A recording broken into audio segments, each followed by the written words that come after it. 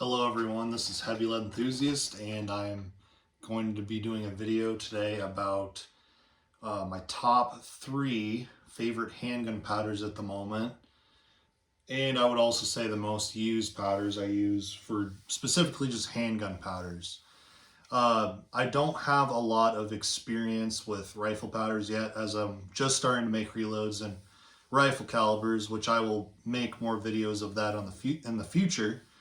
But so I got my top 3 favorite handgun powders, and then I have a bunch of honorable mentions, and I will kind of do a lot of descriptions and experiences that I have had personally.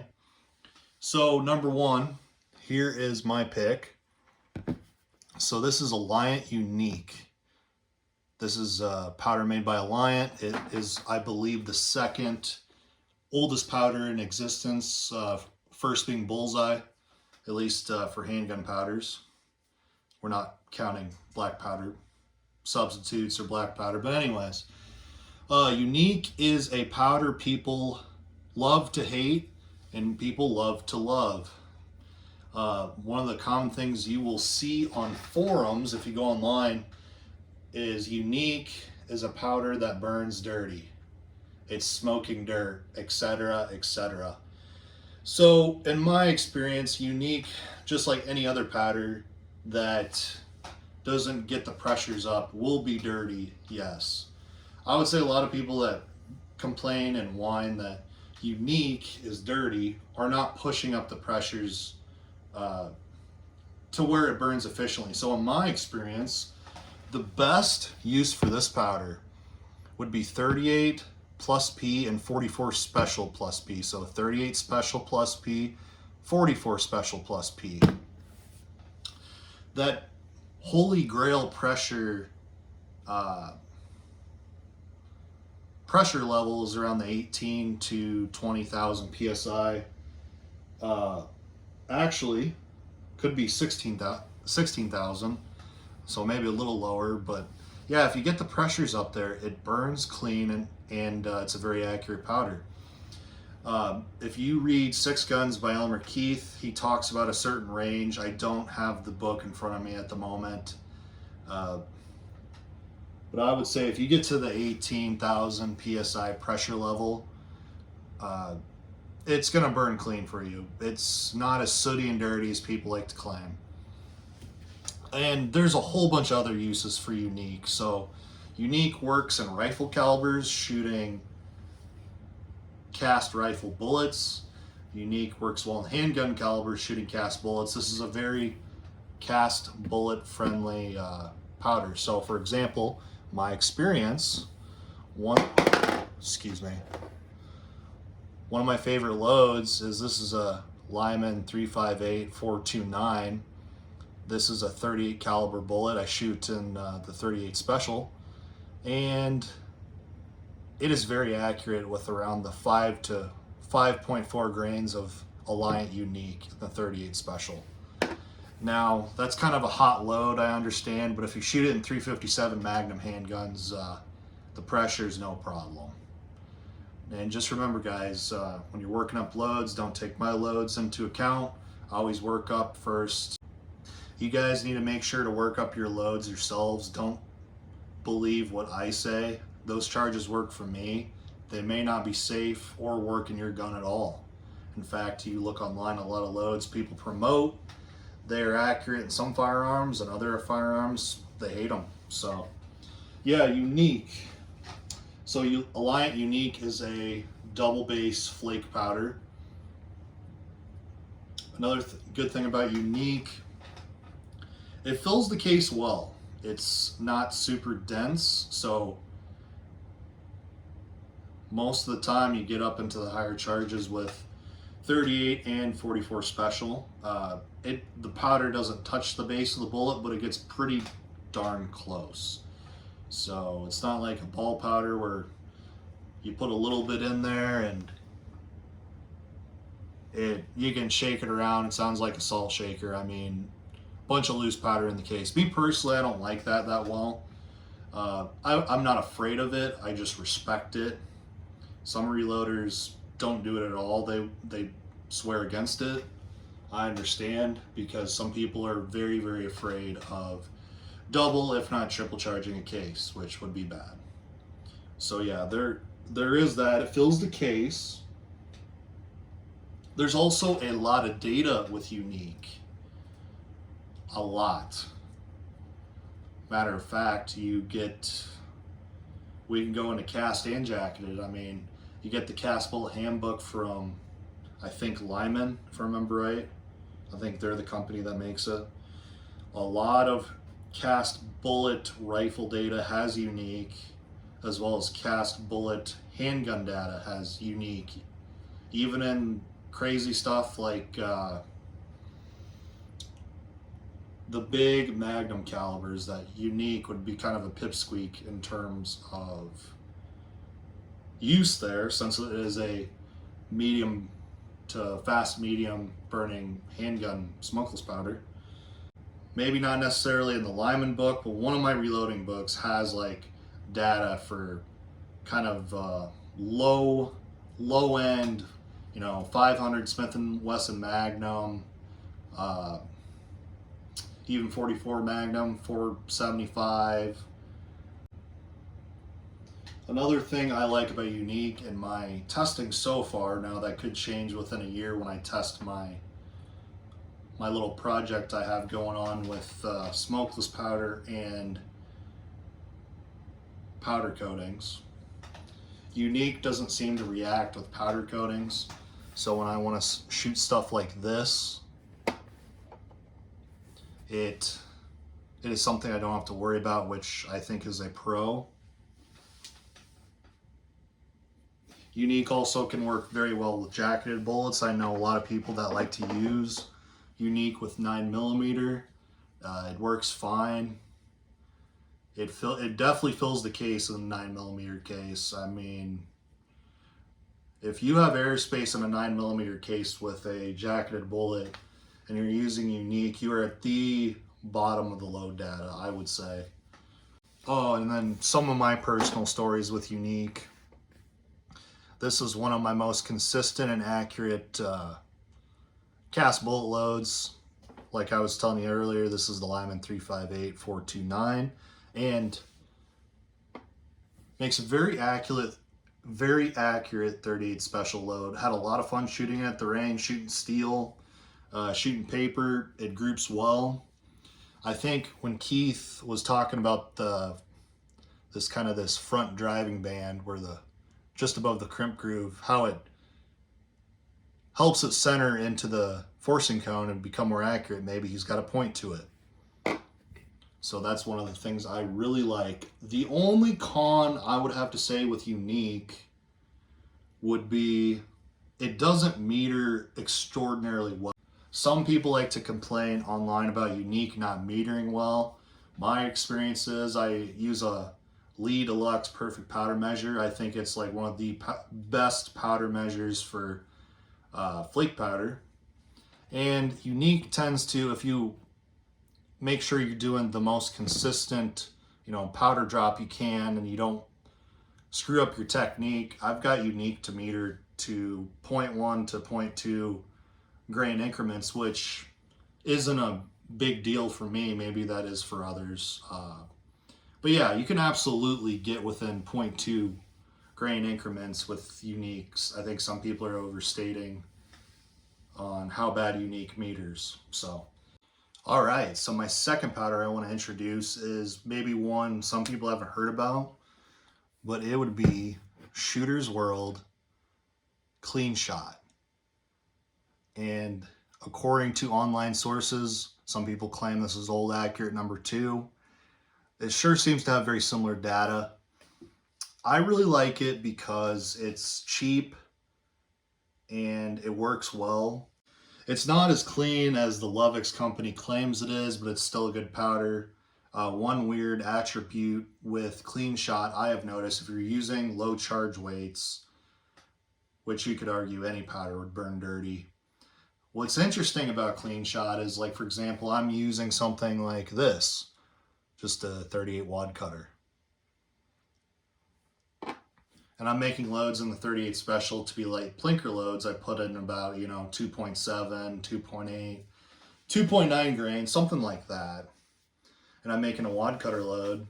So one thing I like to do to test for how well the powder burned efficiently in the cartridge is once I get done shooting my cylinder of ammo or my magazine, I will pick up a few cases. I will simply pick them up, and obviously they've been fired, they don't have a bullet sitting in the cartridge case anymore. I'll tap them on something hard to see if any flakes come out. Interesting enough, Clean Shot has like this sooty ring that comes out every time. Kind of interesting. It doesn't bother me at all. It's a cheap enough powder. It shoots well, which really surprised me when I first tested it. So yeah, that is, I guess, technically one con of it. It kind of has like this weird sooty ring that comes out. But other than that, I really like Clean Shot. I think it is a wonderful powder. It would be used best in standard cartridges like the 45 Auto, 38 Special, maybe some light plinker loads for 9mm, just light loads to standard loads. I wouldn't push this powder up to use in like something like a 357 Magnum, 44 Magnum. This is more of a standard cartridge powder for just light target loads, having fun on the range, right? So that's kind of how I view it. And interesting enough, even though it doesn't technically burn that well as it's claimed, like I said, it still shoots well. It's cheap. It also meters very well. It's a very fine ball powder. And that is something to note for if you want to use your powder measure to use for creating loads. Saves you a lot of time once you get it set. It also doesn't react to powder coating in my testing. Seems to work well with, so this is my experience in using for wad cutter loads or light recoiling loads. It tends to shoot very well, even with the pressures down pretty low. So that is another thing. Here's another con of it, but I don't find this to be a con for me just because of where I live. So it's not extremely difficult to find and purchase, but the only two companies or stores or whatever you want to call them that sell Clean Shot, I've only seen it on Mid-South Shooter Supply on their website. I've also been there once in person. They have some. And then since I live in the Midwest, I live in Iowa, Shields has Clean Shot. Not recently, but they do plan to have it in stock. So there's two locations I know for sure I can get Clean Shot if I want more. However, 1 pound of Clean Shot goes a long way since you have such low charge weights. And just the other bonus, I think when I bought this, I got it for like $25, which is super, super cheap. I will say, just to add this as well, if you see Accurate #2 and it's somehow cheaper than this, I wouldn't be afraid to go that route as well. So that is me going over Clean Shot. All right, so my next powder that I really think is, it has to be in my top 3 for sure, would be Alliant 2400. Now, if you're watching this and you're just kind of shaking your head, scoffing, oh man, another Alliant Powders fanboy, what the heck? Well, that's just what I had at the time, and I will say when I got into reloading, what's really weird is Alliant powders used to be a lot cheaper than Hodgdon powders in my area. Now it is completely opposite. These are way more expensive than the Hodgdon powders, so it's kind of done a 180. So if I ever run out of Alliant powders, I'd be willing to try some Hodgdon powders, so just keep that in mind.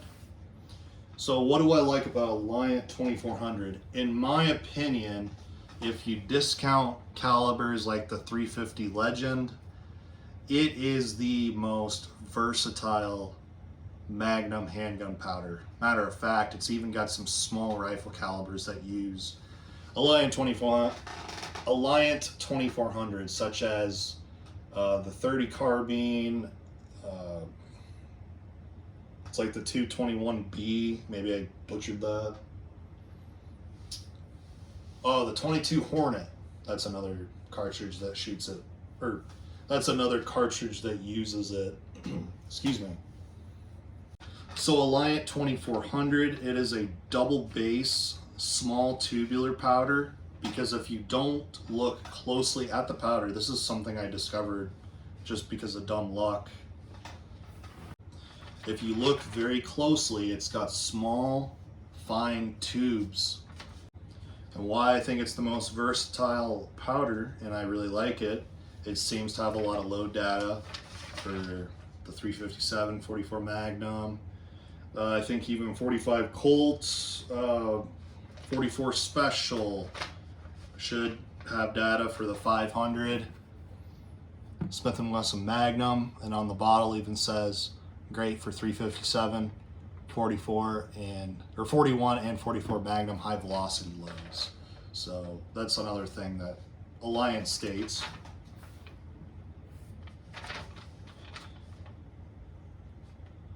Other cartridges that would use it would probably be like the 475 Linebaugh, 480 Ruger, the 454 Casull. So those are some of the cartridges. So in my experience, Alliant 2400, it meters very well. Sometimes you gotta really seek this information out. It just seems to be perfect for my Lee Deluxe powder measure. The reason I like that powder measure, you can buy these inserts and already, once you get your load dialed in, you can just preset that.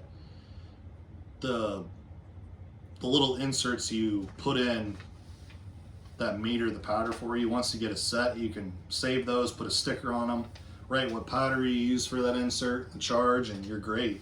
I think Alliant 2400 only had a variance of 0.1 grains for me. It did very well. So why I was saying earlier it's versatile.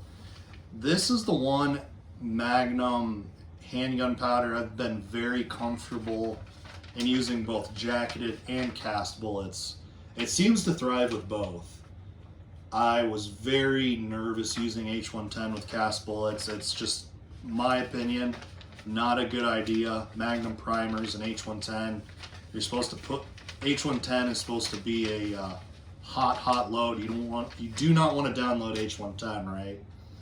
So in trying to find a cast bullet load and use data like from books, it's way more sketchy than using jacketed bullets, because cast bullets have so much variance, pressures can go all over the place.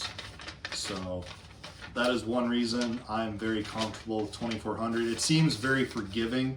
It's probably the best word. And another interesting tidbit with 2400, I've made some very accurate loads. So here's a 44 caliber XTP. It's a 240 grain. 2400 makes great loads in the 44 Magnum, and some of my most accurate would be with the 357 Magnum. It seems to really do well in the 357 as well as the 44, but I've made some really accurate loads. This is a Spear jacketed soft point. I get these at Fleet Farm. That's kind of another Midwest staple, I guess. And I get these pretty cheap. They could be way more expensive. I bought it usually for reloading components. Once I figure out it's accurate, I like to buy a bunch of them and then just be done with it. So these could be more than what I'm claiming, but I think I was buying these for like, $22 for a box of 100, maybe 20.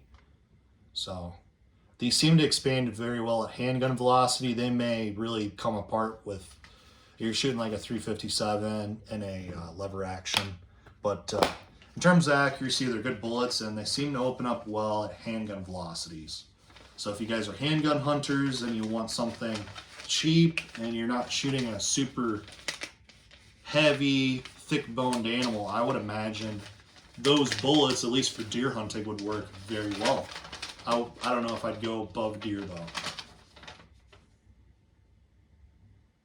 Another good thing about Alliant 2400, it doesn't react to powder coating, and in my experience it can be used with Magnum primers and it seems to kind of shed that off. It doesn't react super bad,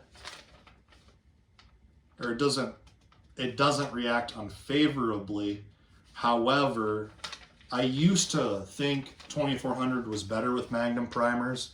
I've kind of retracted that statement and changed my mind, because once you work up to some really hot loads, 2400 seems to really have these giant flashes when you're shooting out of a revolver, and some really weird, I wouldn't say pressure spikes, but there's just some really weird irregularities, like way more flash than I think should be normal. I don't know if that Magnum primer is pushing the bullet out before all of it can ignite, and that could be.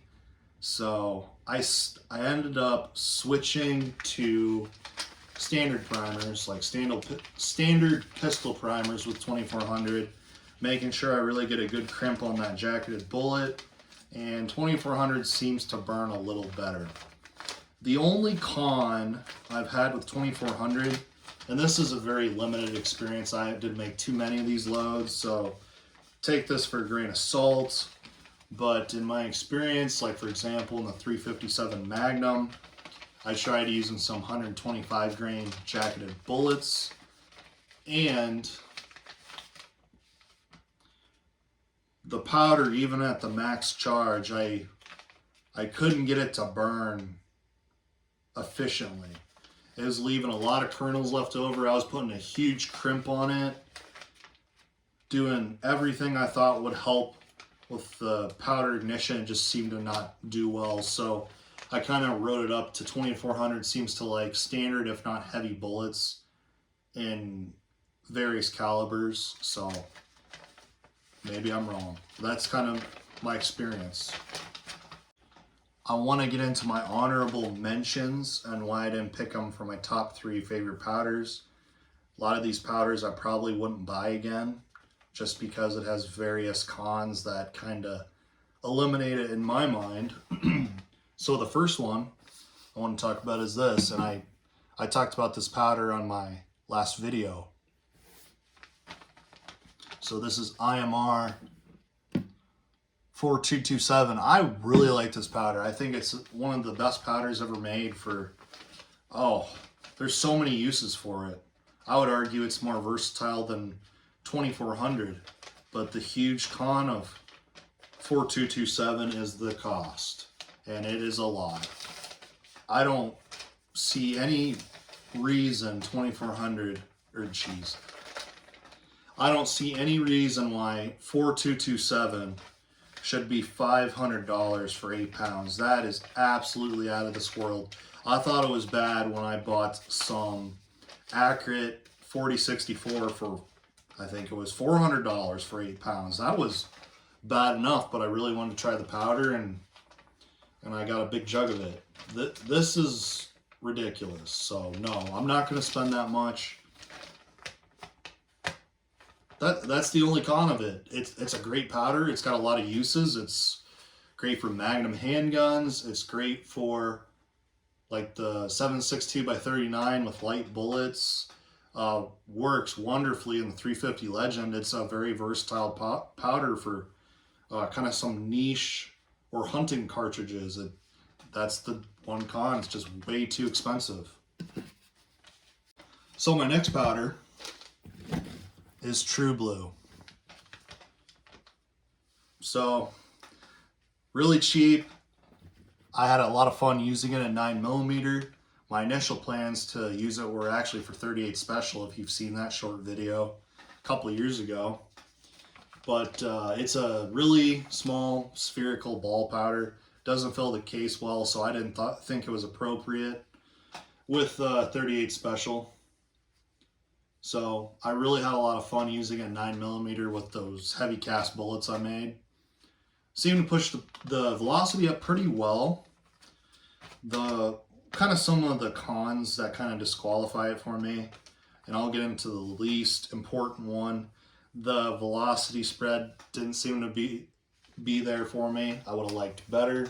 That doesn't necessarily kill it for me. The number one reason this powder kills it for me is because it is absolutely impossible to find.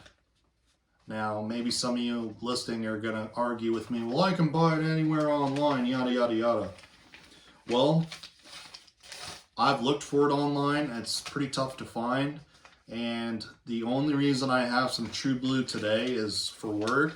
I was down in Georgia. I am not from Georgia, but I saw they had 2 pounds of this powder.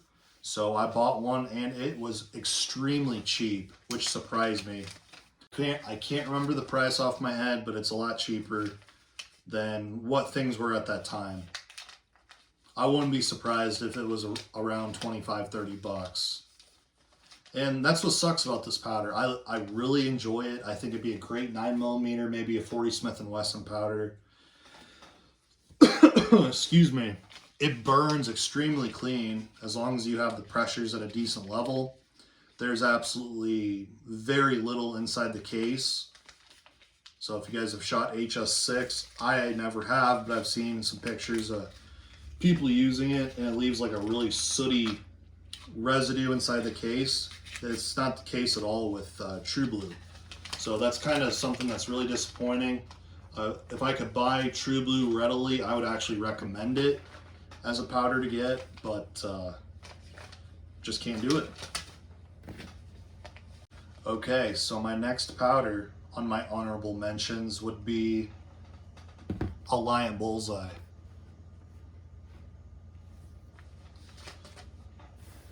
Now, I really like Bullseye, but what disqualifies it for me is in order to be in powders I recommend, or even my favorite powders, it's got to be something that works well with both cast and lead bullets, as well as with lead bullets that are powder coated. So Bullseye seems to work okay with lead bullets, but for me, the powder coated bullets I have, it seemed to want to react with those, so it kind of disqualified it. But for Bullseye, I've made one of those really good loads with the 38 short Colt. I think I just use a Barry's 158 grain flat point bullet. I put 2.7 or 2.8 grains of Bullseye in that 38 short Colt case loaded up. It is a very accurate pipsqueak load. Kind of sounds like something you would listen to at a track meet. One of those fake, I can't think of the word, but like a pop gun. So kind of makes ammo like that. It's super accurate, it's fun to shoot, there's like no recoil. So that's one of the saving graces for Bullseye for me. I'm sure it works really well in like the 45 ACP. It seemed to work well with another load, just off the top of my head from my experience with this powder, would be in the 357 Magnum. There's a load that Spear puts out there, and I think I did like the max load. It's like 4.8 grains of Bullseye behind a 158 grain semi-jacketed hollow point, and it makes these like little 900 feet per second loads with like a big poof of smoke, and the recoil is pretty mild, and I really enjoyed shooting it. And I think it was pretty accurate too. So that's another load I like using with Bullseye. The con with Bullseye, as I just said earlier, reacts with powder coating. Otherwise, I would recommend it. It's a pretty good powder. Unfortunately, I haven't checked pricing on it. It's probably super expensive at this point in time, so maybe I will stop recommending Alliant powders, unless you can find a good deal on them. And I'm talking future tense with Alliant powders, not now. So my next powder would be Hodgdon H110. Really like this powder with jacketed bullets. You can really push some impressive velocities. Matter of fact, off the top of my head, with the 357 Magnum, I have a Rossi lever action that shoots that caliber, and I'm able to push 125 grain jacketed bullet over 2,000 feet per second using H110. I think the load is like 21 grains, so it really improves revolver cartridges coming out of long guns with this powder. It's impressive. I mean, 125 grain jacketed bullet on, you know, standard 357 Magnum should shoot out of a 4-inch handgun around like what, 1,400 feet per second, and you're getting it over 2,000 feet per second just out of a longer barrel. That's a 600 feet per second gain, and that gains you a lot of power, a lot of muzzle energy, and probably improves your range a little bit.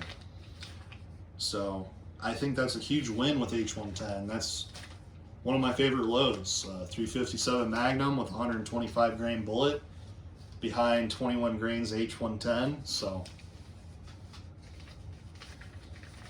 the con with H110, I kind of hinted at this earlier when I was talking about Alliant 2400.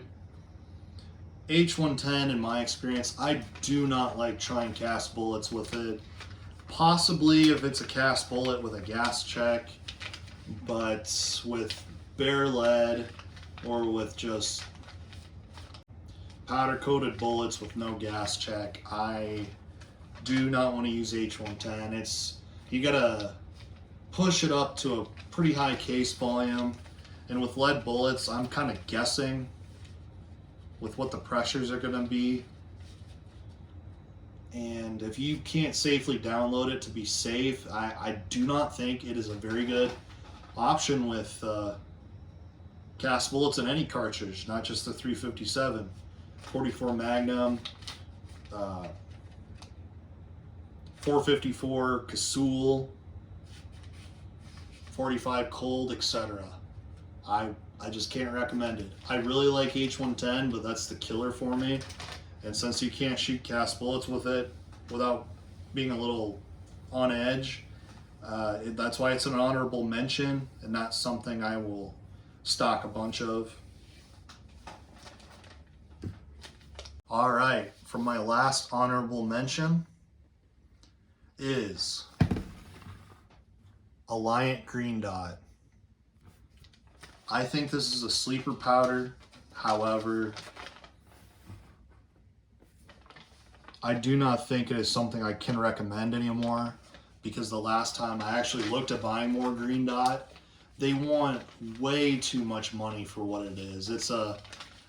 I think if I remember right, the burn rate of Alliant Green Dot is pretty close to Winchester 231.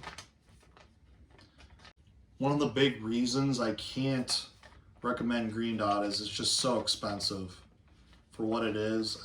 I don't understand why they have to push the pricing up with Green Dot. A lot of people don't have Green Dot in any recommendations. It's pretty hard to find load data with Green Dot outside of Alliant powders. I don't understand. Maybe it's because there's because I do know on checking on Green Dot load data on Alliant Powder's website, Green Dot, its secondary use is handgun. I believe the first, well, here's what it says here. It says lower felt recoil, superior patterning, versatile for, okay. So this is supposed to be a shotgun powder, but its secondary use is for handguns. So maybe there is a caliber, like a 12 gauge, 20 gauge, something like that Green Dot's really good in. Maybe that's why it's so expensive, or maybe it's expensive because not too many people buy it, so they jack the price. I do not know. Another reason I can't recommend Green Dot anymore is it meters horribly. It's probably the worst metering powder I've tried, other than excluding 800X, because the flakes are so darn big. I never even tried it. I just assumed you're better off to use a scooper and use an electronic scale and weigh out each charge. But yeah, Green Dot, I did work up a 9mm light recoiling load just for target shooting, where it's one of those deals you shoot the cartridge and the case just barely leaves, doesn't eject violently, I should say, just pops out a little bit and falls close to your feet. So I made a pretty good load with Green Dot. The problem is Green Dot, when you set your powder measure for a certain charge you want, for example, I was using a light one, I think at like 4 grains of Green Dot and a 9mm case with like 124 grain bullet. It shot well, but the charge variance, I think I was getting like 0.4, maybe 0.5 grains of variance, which is not good. So that's another thing about Green Dot. I have made one other load with Green Dot. I actually made a load with Green Dot using a 357 case and a wad cutter. It was actually really good, but I'm not going to use that load very often. So another thing I read up on is, some people don't know this, but Green Dot's a great alternative to Unique in the 44 Special and 44 Magnum. I did a lot of reading up on Green Dot, and I guess there was a guy from Alliant that said it's a one of Alliant's best kept secrets for the 44 Magnum. I didn't understand what the guy on the forum was talking about, and neither did he, but his best guess was you use about 1 grain less in the 44 Magnum than Unique, so you save a little money. I don't know, and he didn't know either. So that is all the handgun powders I'm going over.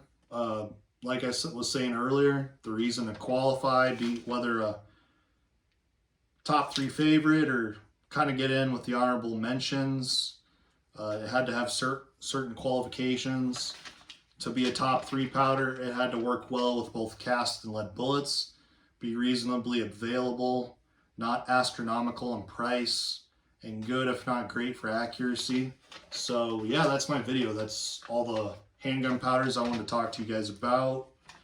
The only rifle powder experience I have, I've used Varget and then Winchester Stayball Match. So I need to get a little more experience under my belt before I feel confident in talking about rifle powders. But in the meantime, I have a good amount of experience with all these handgun powders I just put on here on the table, and that's pretty much it, guys. So I hope you enjoyed the video. I know it's a little long, but really enjoyed doing this presentation. I have a lot of fun talking about different smokeless powders and best uses and good experiences with them. So if you guys like this video, feel free to comment, talk about like maybe loads you really enjoyed using hunting, or a really fun target load you like loading up. Mention any of your favorite handgun smokeless powders that you like using. So feel free to comment that. Like, share, and subscribe. God bless everyone, and have a good day.